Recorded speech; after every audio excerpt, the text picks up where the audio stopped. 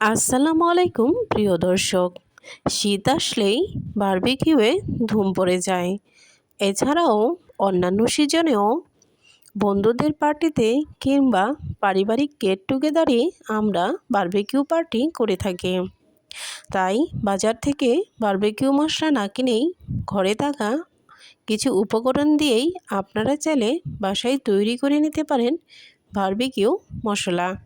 আর এই মশলাটা আপনারা বাসায় রেখেও সংরক্ষণ করতে পারেন অনেক দিন। চলুন আমরা দেখে আসি আমি কি উপকরণ দিয়ে বারবিকিউ মশলাটা তৈরি করেছি। আর আমি যে উপকরণগুলো ব্যবহার করেছি এগুলো দিয়ে পারফেক্ট একটি বারবিকিউ মশলা তৈরি হবে। আমি এখানে ব্যবহার করেছি কয়েকটা শুকনো মরিচ, সাদা এলাচ, দারুচিনি, জয়িত্রী, স্টার মশলা, জয়ফল, মিষ্টি সচ, রাঁধুনি সচ এবং গোলমরিচ, লবঙ্গ ও কাবাব চিনি। এই সবগুলো মশলা একত্রে করলে আমি তৈরি করে নেব বারবিকিউ মশলা।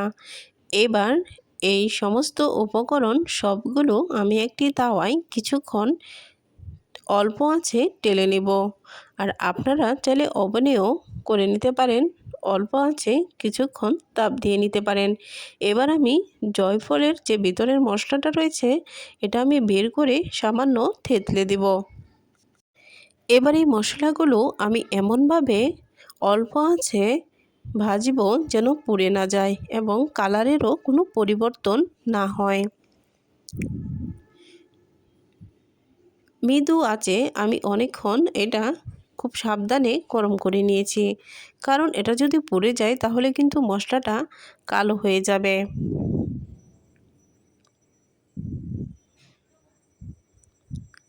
তাই আমি খুব ঘন ঘন উল্টে পাল্টে দিয়েছি।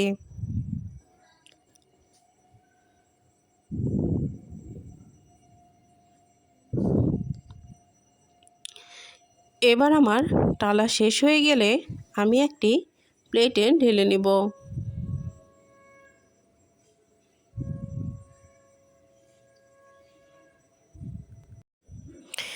এবার দেখুন আমার মশলার উপকরণগুলো কত সুন্দর করে ভাজা হয়েছে, কালারও পরিবর্তন হয়নি, পুড়েও যায়নি।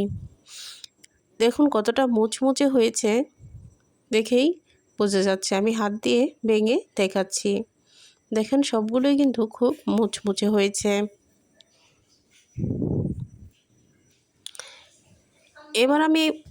এবার আমি এই মশলাগুলো একটি গ্রাইন্ডারে গ্রাইন্ড করে নেব।